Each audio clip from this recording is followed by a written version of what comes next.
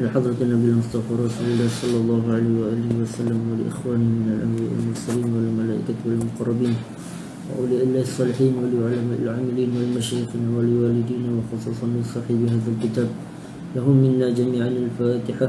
أعوذ بالله من الشيطان الرجيم. بسم الله الرحمن الرحيم. الحمد لله رب العالمين الرحمن الرحيم مالك يوم الدين إياك نعبد وإياك نستعين اهدنا الصراط المستقيم صراط الذين أنعمت عليهم غير المغضوب عليهم ولا الضالين آمين.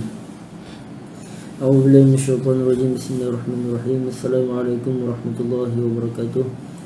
الحمد لله رب العالمين وأشهد أن لا إله إلا الله وحده لا شريك له وأشهد أن سيدنا محمد رسول الله صلى الله عليه وسلم وشرف وكرم وبارك وعظم وعلى آله وصحابته والتابعين وتابعيهم بإحسان إلى يوم الدين وعلينا معه في كل لمحة ونفس عدد ما يسر علم الله. سبحانك لا علم لنا إلا ما علمتنا إنك أنت العليم الحكيم ولا حول ولا قوة إلا بالله العلي العظيم. رب اشرح لي صدري ويسر لي أمري واحلل عقدة من لساني يفقهوا قولي. اللهم علمنا ما ينفعنا وانفعنا بما علمتنا وزدنا علما وارزقنا فهما واجعلنا من عبادك الصالحين. اللهم اجعلنا من الذين يستمعون القول فيتبعون أحسنه. ربنا آتنا في الدنيا حسنة وفي الآخرة حسنة وقنا عذاب النار. اللهم آمين. أما بعد Alhamdulillah, bertemu lagi kita di siri majlis pembacaan kitab Al-Azkar min kalami Sayyidil Abrar al-musamma Hilatul Abrar wa Syi'ar al-Akhyar fi talqis ad-da'wat wal azkar al-mustahabbah fil lail wan nahar, karangan dan susunan al-Imam al-Allamah al-Mujtahid Muhyiddin Abi Zakaria Yahya ibn Sharaf an-Nawawi Asy-Syafi'i rahimahullahu ta'ala wa nafa'ana Allah bi'ulumihi wa ulum masyayikhihi wa talamizatihi wa masyayikhina fid dharain. Amin. Pada majlis kali ini kita di majlis yang ke-135 dan kita masuk pada kitab Azkaril Akil Wasyarik. Kita dah selesai pada majlis yang lepas berkenaan dengan kitab Azkar Musafir, dan hari ini kita masuk berkenaan dengan zikir-zikir makan dan juga minum. Baik. Dalam bab ini Imam Nawawi meletakkan lebih kurang 20 bab. InsyaAllah kita akan cuba selesaikanlah dalam beberapa majlis. Baik. Bab yang pertama, babu ma yaqulu idza quriba ilaihi at-ta'am. Bab yang pertama, bab apa yang dibacakan, bab apa yang perlu dibacakan ketika mana dihidangkan kepadanya akan makanan. Jika orang sediakan hidangkan makanan kepada kita, apa yang kita baca? Ini sebelum kita makan. Baik. Qala al-Imam Nawawi rahimahullah taala, rawaina fi kitab Ibn Sunni an Abdullah ibn Amr ibn al-As radhiyallahu anhuma an an-nabiy sallallahu alaihi wa alihi wa sallam annahu kana yaqulu fi at-ta'am idza qurriba ilayhi Allahumma barik lana fima razaqtana wa qina azaban nar. Bismillah.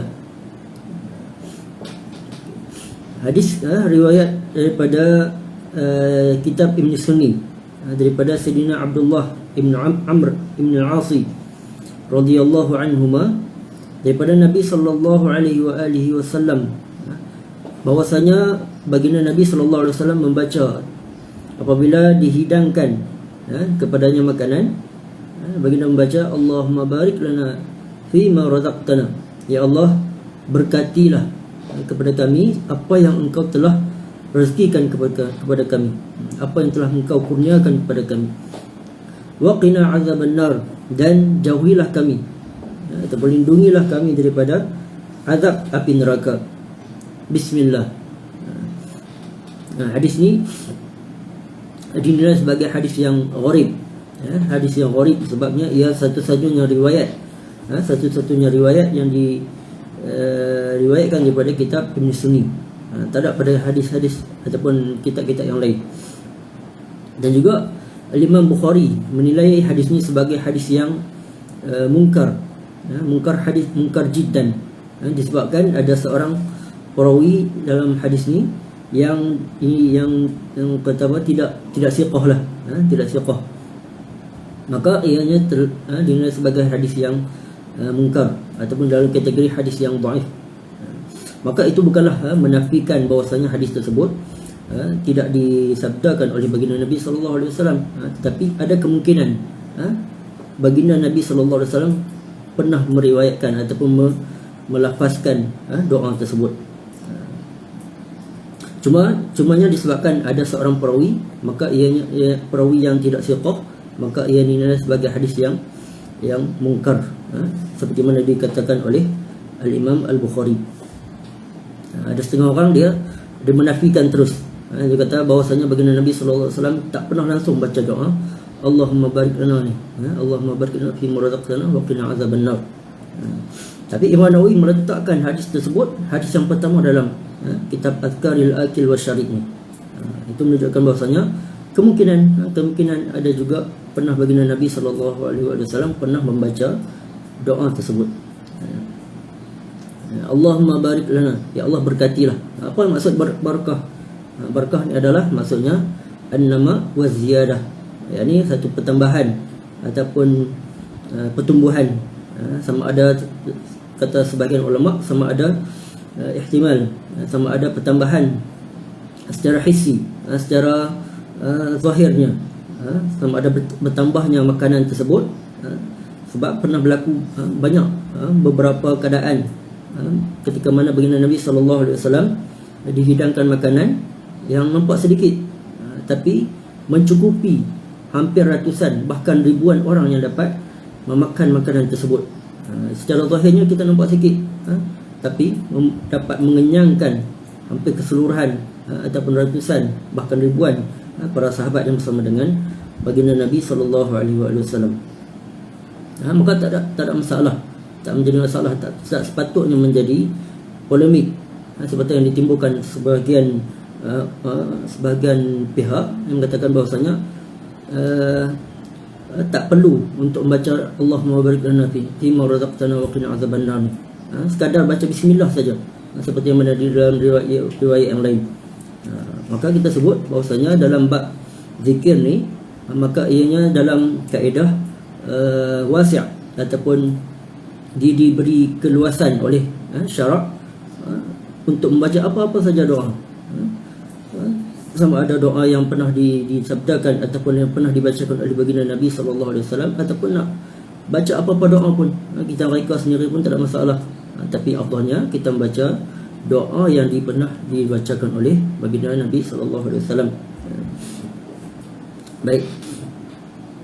Okey, Allahumma barik lana fi ma razaqtana wa qina azabannar. Itu doa yang selalu kita belajar dari sejak kecil lagi. Sejak kecil lagi, dari sekolah ataupun dari tadika lagi pernah diajar oleh guru-guru kita. Baik. Kalau orang Arab, selalunya kebiasaannya mereka tak baca doa ni. Mereka terus baca bismillah. Bismillahirrahmanirrahim. Baik.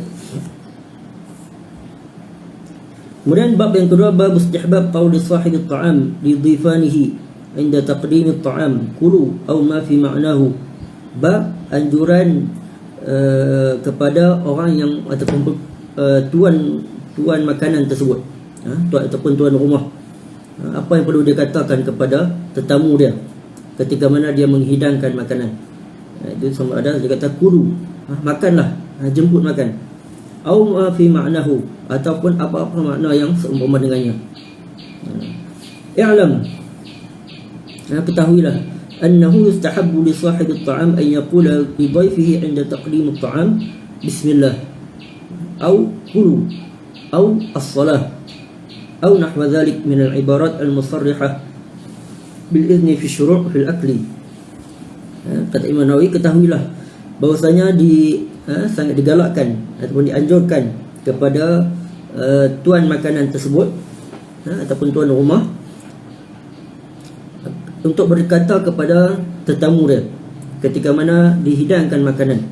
Sebab tu dia hidangkan makanan tersebut, dia kata kepada tetamu dia bismillah. Sama itu menunjukkan keizinan ataupun keizinan daripada tuan rumah, tuan makanan tersebut untuk menjemput tetamu dah makan, bismillah.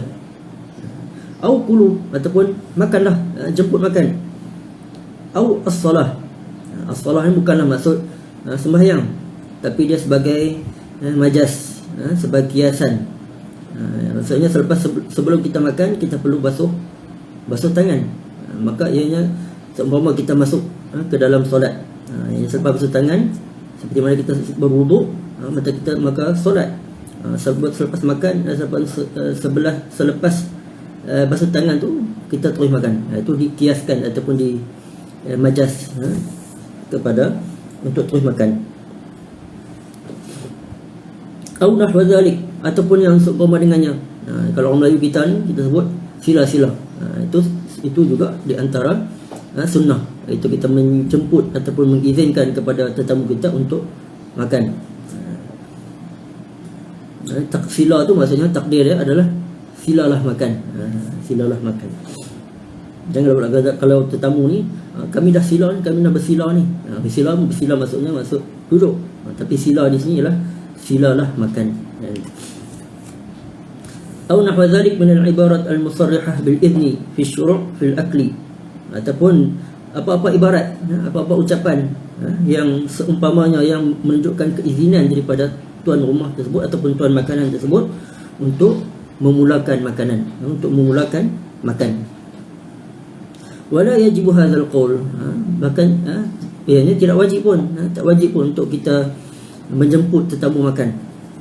Bal yakfi taqdim ta'am ilahi, bahkan memadai dengan kita menghidangkan makanan tersebut. Tapi yang aulanya, semasa kita hidangkan ataupun selepas kita menghidangkan makanan tersebut, secara adabnya kita menjemputlah, jemput tetamu untuk makan dengan apa-apa ucapan. Walahumul aklu bimujarradi dzalik min ghairi ishtirati lafzin, bahkan tetamu tersebut dia boleh terus makan sekalipun tuan makanan tersebut tak cakap apa-apa pun, dia sekadar menghidangkan saja makanan tersebut. Maka tak menjadi kesalahan pun untuk tetamu tersebut terus makan.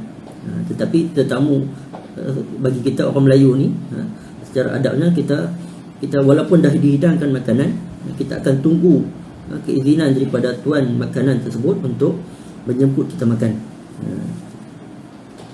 Bahkan adat, bukan adat orang Melayu saja, adat di kalangan bangsa-bangsa lain jugalah macam tu juga. Wa qala ba'du ashabina la budda min lafzin, bahkan kata sebahagian ashab, yakni sebahagian ulama dalam mazhab Syafi'i mengatakan bahawasanya tak dapat tidak dengan tuan makanan tersebut dia kena lafazkan keizinan untuk tetamu makan, iaitu dia jemput makan. Dia kena sebut juga, kena cakap juga. Wasawab al-awwal, pendapat yang sawab, pendapat yang tepatnya adalah pendapat yang pertama lah, iaitu dengan tuan makanan tersebut menjemput untuk makan. Wa ma warada fil ahadits as-sahihah min al-idni fi zalik, ada sebahagian disebutkan dalam beberapa hadis yang sahih berkenaan dengan keizinan untuk makan, iaitu perlu untuk tuan makanan tersebut menjemput secara lisan, secara melafazkan keizinan tersebut. Mahmulun 'ala al-istihbab, dia dihukumkan sebagai istihbab, bukannya keharusan ataupun bukannya wajib, maksudnya di situ. Tapi lebih kepada sunat sahaja untuk menjemput tetamu makan. Baik. Bab tasmiyah 'inda al-akli wasyurbi, bab yang ketiga, bab berkenaan dengan melafazkan tasmiyah, iaitu kita membaca bismillah ketika mana nak makan dan juga nak minum. Rawaina fi sahihai al-Bukhari wa Muslim an Umar ibn Abi Salamah radhiyallahu anhuma qala li Rasulullah sallallahu alaihi wa alihi wasallam samillah wa qul bi yaminik. Riwayat daripada sahihai, ini dua sahih Bukhari dan juga sahih Muslim, daripada Sayyidina Umar ibn Abi Salamah radhiyallahu anhuma. Ini Sayyidina Umar ibn Abi Salamah ni adalah anak tiri kepada baginda Nabi sallallahu alaihi wasallam. Abu Salamah ni meninggal tak pasti dalam peperangan ataupun meninggal biasa. Kemudian iaitu Abi Salamah ni namanya adalah Abdullah. Abdullah. Tak ingat dah meninggal waktu bila. Ibu kepada Sayyidina Umar ibn Abi Salamah ialah Ummu Salamah. Ini isteri baginda Nabi sallallahu alaihi wasallam. Ini baginda Nabi sallallahu alaihi wasallam kahwin dengan Ummu Salamah, Sayyidina Ummu Salamah, dan Sayyidina Umar ni adalah anak tiri kepada baginda Nabi sallallahu alaihi wasallam. Iaitu dia berada di bawah jagaan baginda Nabi sallallahu alaihi wasallam. Beliau lahir, kata dalam bahagian riwayat, beliau lahir pada tahun kedua Hijrah. Bahkan dalam pendapat yang lain mengatakan bahawasanya beliau lahir sebelum 2 tahun sebelum Hijrah. 2 tahun sebelum Hijrah. Tapi beliau semasa baginda Nabi sallallahu alaihi wasallam meninggal, wafat, beliau berumur lebih kurang 9 tahun. Lebih kurang 9 tahun. Dan beliau dilahirkan di Habsyah. Habsyah semasa ayah beliau dan yakni Sayyidina Ummu Salamah berhijrah ke Habsyah. Berhijrah ke Habsyah pada hijrah yang pertama. Baik. Radhiyallahu anhu. Qala li Rasulullah sallallahu alaihi wasallam. Ini hadis ni ada dia punya kisah dia. Ada panjang sikit. Cuma Imam Nawawi hanya meringkaskan, mengambil sedikit sahaja. Itu ketika mana itu sebab baginda Nabi sallallahu alaihi wasallam menegurnya. Iaitu ketika mana waktu tu dia masih kecil lagi, masih kecil lagi. Dan ketika mana dihidangkan makanan, Sayyidina Umar ibn Abi Salamah ni terus datang masuk untuk makan. Terus biasalah budak-budak kan, budak-budak dia terus ambil makanan tanpa baca bismillah dan makan dengan tangan kiri dan sebagainya, dan sokong dengannya. Maka baginda Nabi sallallahu alaihi wasallam menegurnya. Qala li Rasulullah sallallahu alaihi wasallam. Dalam riwayat yang lain, ya ghulam. Tapi yang Imam Nawawi tak sebutkan ya ghulam tersebut. Ya ghulam ni adalah nisbah kepada kanak-kanak yang dari lahir sehinggalah sebelum balik. Wahai anak, yakni dalam riwayat ini, yakni samillah, bacalah bismillah, wa qul bi yaminik, dan makanlah dengan tangan kamu. Samillah, bacalah bismillah. Apa-apa juga, sama ada bismillah ataupun bismillahirrahmanirrahim. Yang pasti kita sunatkan, kata sebagian para ulama, sebagian besar mazhab dalam mazhab Syafi'i ini mengatakan bahawasanya itu adalah sunat. Samillah itu al-amru linadbi, perintah yang menunjukkan kepada sunat, bukannya wajib. Samillah wa qul bi yaminik, dan makanlah dengan tangan kanan kamu.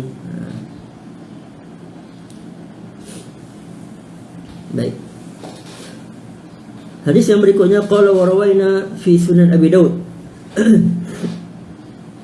wa Tirmidzi an Aisyah radhiyallahu anha qalat qala Rasulullah sallallahu alaihi wa alihi wasallam idza akala ahadukum falyadhkur ismallahi ta'ala fa in nasiya an yadhkura ismallahi fi awwalihi falyaqul bismillahi awwalahu wa akhirahu. Qala Tirmidzi haditsun hasanun sahih. Riwayat daripada Sunan Abi Daud dan juga Sunan At-Tirmidzi daripada Sayyidatina Aisyah radhiyallahu anha, beliau berkata Rasulullah sallallahu alaihi wasallam telah bersabda, idza akala ahadukum, apabila salah seorang daripada kalian makan, falyadhkur ismallahi ta'ala, maka hendaklah dia menyebut nama Allah Ta'ala. Fa in nasiya, dan sekiranya dia terlupa, ayyazkur ismallahi fi awwalihi, untuk menyebut nama Allah pada permulaan sebelum dia makan tersebut, sama ada tersebab sebab terlalu lapar sampai terlupa nak makan, sampai terlupa nak baca bismillah ataupun yang serupa dengannya, maka hendaklah disebut falyaqul bismillah awwalahu wa akhirahu, bismillah dengan nama Allah pada permulaan dan juga pengakhirannya. Sebab dalam riwayat yang lain menyebut bahwasanya apabila seseorang apabila seseorang kamu makan dan tanpa menyebut nama Allah, maka syaitan akan makan bersama dengannya. Namun apabila dia baca bismillah awwalahu wa akhiruhu, maka syaitan akan terus tak makan dengan dia, terus meninggalkan dia. Qala Tirmidzi hadisun hasanun sahih. Kata Imam Tirmidzi hadis tersebut hadis hasan sahih. Maka sunat untuk kita baca bismillah awwalahu wa akhiruhu apabila terlupa nak baca doa makan ataupun bismillah sebelum makan. Baik.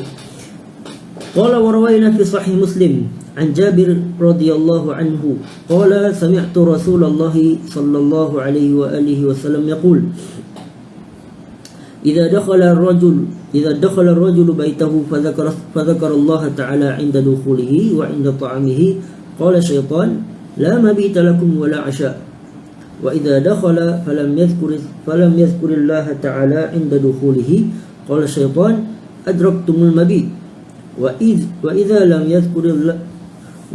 يذكر الله تعالى عند طعامه قال أدركتم المبيت والعشاء. Riwayat daripada Sahih Muslim daripada Sayyidina Jabir radhiyallahu anhu, beliau berkata, aku mendengar Rasulullah sallallahu alaihi wasallam pernah bersabda, idza dakhala ar-rajul baitahu, apabila seorang lelaki ni termasuk jugalah seorang perempuan, apabila seseorang masuk ke dalam rumah dia, fa dzakarallaha ta'ala, dan dia menyebut nama Allah Ta'ala, inda dukhulihi, ketika mana dia nak masuk, inda dukhulihi wa inda ta'amihi, masuk ke dalam rumah tersebut, dan ketika mana nak makan, baca bismillahirrahmanirrahim. Qala syaitan, kata syaitan, la mabita lakum wala asya. Kata syaitan, yakni kata syaitan kepada pengikut dia, ataupun kata syaitan kepada kawan-kawan dia, kepada tentera-tentera dia, la mabita lakum, kamu tak akan dapat duduk tidur di rumah ni, wala asya, dan kamu tak akan dapat makan. Asya ni adalah makan secara apa, mafhum dia adalah makan malam, asya. Sebab kenapa dinisbahkan ataupun disebutkan la mabita lakum wala asya? Sebab secara ghalibnya seseorang dia akan pulang daripada kerja dia ataupun apa urusan, akan pulang sebelum maghrib ataupun selepas maghrib. Itu maksudnya la mabita lakum, kamu tak akan dapat bermalam di sini, kata syaitan kepada awan ataupun ikhwan dia, kepada kaum kerabat dia, kamu tak akan dapat masuk tidur dalam rumah ni. Disebabkan lelaki tersebut, seseorang tersebut, dia baca bismillah sebelum masuk ke dalam rumah dia, dan kamu tak akan dapat asyak, kamu tak akan dapat makan, termasuklah juga kamu tak akan dapat makan pagi, makan tengah hari dan sebagainya, sekiranya seseorang tersebut dia baca bismillah, yakni sebelum dia makan. Wa idza dakhala falam yadhkurillaha ta'ala 'inda dukhulihi, dan apabila dia masuk ke dalam rumah dan tak menyebut nama Allah, qala syaitan adraktumul mabit, kata syaitan kepada kawan-kawan dia, kamu akan dapat bermalam di rumah ni. Disebabkan lelaki tersebut tak baca bismillah, tidak menyebut nama Allah ketika mana dia masuk ke dalam rumah dia. Wa idza lam yazkurillaha ta'ala 'inda ta'amihi, dan apabila seseorang tersebut dia tak baca ataupun tak menyebut nama Allah ketika mana dia nak makan, qala adraktumul mabit wal asya, kamu, kata syaitan kepada kawan-kawan dia, kamu akan dapat bermalam di rumah ni, dan juga kamu akan dapat makan malam di sini. Ini makan dengan orang tersebut yang tak baca bismillah. Baik, itu menunjukkan bahawasanya disunatkan, bahkan dianjurkan, sangat digalakkan kepada kita untuk menyebut nama Allah, ketika, terutamanya ketika masuk ke dalam rumah, dan juga ketika mana makan, untuk mengelakkan daripada syaitan dapat masuk ke dalam rumah kita dan juga dapat makan dengan kita. apabila syaitan masuk ke dalam rumah ataupun makan dengan kita, maka itu menunjukkan bahawasanya tidak ada keberkatan di dalam rumah tersebut, dan juga tidak ada keberkatan di dalam makanan tersebut. Baik. Hadis yang berikutnya, qala wa rawaina fi sahih Muslim aidan fi hadis Anas al-mustamil ala mu'jizatin zahiratin min mu'jizati Rasulillah sallallahu alaihi wa alihi wasallam lamma da'ahu Abu Talhah wa Ummu Sulaim lit-ta'am. Qala thumma qala an-nabiy sallallahu alaihi wa alihi wasallam idhan li 'asharah fa adina lahum fadakhalu faqala an-nabiy sallallahu alaihi wa alihi wasallam kulu wa sammu Allah ta'ala fa'akalu hatta fa'ala dhalika bi-80 rajulan. Hadis ni asalnya hadis yang panjang juga, cuma Imam Nawawi meringkaskan untuk syahid bahwasanya akan menyebut nama Allah ketika mana makan. Hadisnya lebih kurang ceritanya ketika mana Sayyidina Abu Talhah radhiyallahu anhu mendapati ataupun mengetahui baginda Nabi SAW tak makan pada hari tersebut. Ini baginda sangat lapar. Maka beliau bertanyakan kepada isteri beliau, iaitu Ummu Sulaim, untuk adakah makanan yang dapat kamu buat untuk dijamu kepada baginda Nabi SAW. Maka Sayyidatina Ummu Sulaim kata, ada, aku boleh buat, iaitu buat roti atau yang seumpama dengannya. Aku nak jemput baginda Nabi SAW. Maka dah buat, kemudian asalnya makanan tersebut hanya cukup untuk baginda Nabi SAW, buat untuk baginda Nabi saja. Maka Sayyidina Abu Talhah minta kepada Sayyidina Anas Ibn Malik radhiyallahu anhu untuk menjemput baginda Nabi SAW, untuk datang ke rumah dia untuk makan. Maka Sayyidina Anas pun pergi cari Rasulullah SAW dan mendapati baginda Nabi SAW berada di masjid bersama dengan beberapa sahabat ramai juga. Maka Sayyidina Anas pun bisik ataupun cakap kepada baginda Nabi seorang, jemput baginda Nabi SAW seorang saja. Kemudian dengan tiba-tiba baginda Nabi SAW arahkan para sahabat yang bersama dengan baginda Nabi SAW untuk bersama dengan baginda pergi ke rumah Sayyidina Abu Talhah radhiyallahu anhu. Sayyidina Anas pun risaulah. Ini Sayyidina Abu Talhah hanya arahkan kepada beliau untuk menjemput Nabi seorang saja untuk makan. Sebab risau tersebut, kata boleh jadi makanan tak cukup. Memang tak cukup lah sebab ramai yang bersama dengan baginda Nabi SAW. Maka dipendekkan cerita, apabila baginda Nabi SAW minta kepada, dah sampailah ke rumah Sayyidina Abu Talhah tersebut, maka Sayyidina Rasulullah SAW pun minta makanan tersebut dan baginda membaca doa. Maka kita tengok hadis Anas al-mustamil ala mu'jizatin zahirah, ini mu'jizat yang jelas daripada mu'jizat Rasulullah SAW ketika mana dijemput oleh Abu Talhah dan Ummu Sulaim untuk makan. Kemudian dipendekkan cerita, summa qala Nabi sallallahu alaihi wasallam, maka baginda Nabi sallallahu alaihi wasallam berkata, idzan li 'asharah, ini jemput untuk 10 orang makan. Mungkin disebabkan rumah Sayyidina Abu Talhah tersebut kecil, tak boleh masuk ramai. Maka baginda Nabi SAW pun kata, masuk 10 orang dulu untuk makan. Dan boleh jadi juga bekas makanan tersebut hanya boleh untuk 10 orang saja. Fa'adzina lahum fadakhalu, maka Sayyidina Abu Talhah pun izinkan masuk 10 orang. Fadakhalu, maka mereka pun masuk 10 orang. Faqala Nabi sallallahu alaihi wasallam kulu, maka baginda Nabi sallallahu alaihi wasallam pun berkata kepada para sahabat, makanlah kalian, wasamullah ta'ala, dan sebutlah nama Allah Ta'ala ataupun bacalah bismillah. Fa'akalu hatta fa'ala dhalika bi-80 rajulan, maka mereka pun makan dan makanan tersebut mencukupi seramai 80 orang. Asalnya nak buat untuk seorang saja, untuk baginda Nabi sallallahu alaihi wasallam saja, tapi dengan keberkatan yang ada pada baginda Nabi sallallahu alaihi wasallam tersebut, baginda baca doa dan boleh mencukupi seramai 80 orang yang dapat makan makanan tersebut. Itu di antara hikmah kenapa kita digalakkan untuk membaca ataupun menyebut nama Allah Ta'ala. Begitu juga ketika mana kalau tuan rumah risau masa tengah masak tersebut, tiba-tiba dia kata ramai lagi yang nak datang, maka bacalah Bismillahirrahmanirrahim ataupun Allahumma barik lana fima razaqtana, Allahumma barik lana fima razaqtana. Ulang-ulang doa tersebut, insya-Allah Allah Ta'ala akan mencukupi makanan tersebut seramai manapun, insya-Allah,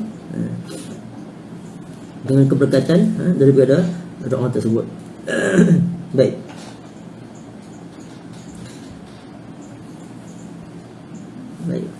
Okey. InsyaAllah kita setakat ini dulu untuk hari ini. InsyaAllah kita akan sambung sebahagian lagi pada majlis yang akan datang. Sebabkan masa pun dah tak mengizinkan.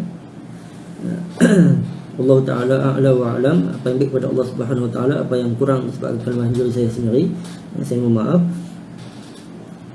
Kita akhiri dengan sama-sama bersalawat kepada baginda Nabi SAW, tasbih kafarah dan juga suratul Asr. Allahumma salli afdala salatin ala as'adil makhluqatika sayyidina Muhammadin wa ala alihi wa sahbihi wa sallim adada ma'lumatika wa midada kalimatika kullama dhakaraka dhakirun wa ghafala an dhikril ghafilun.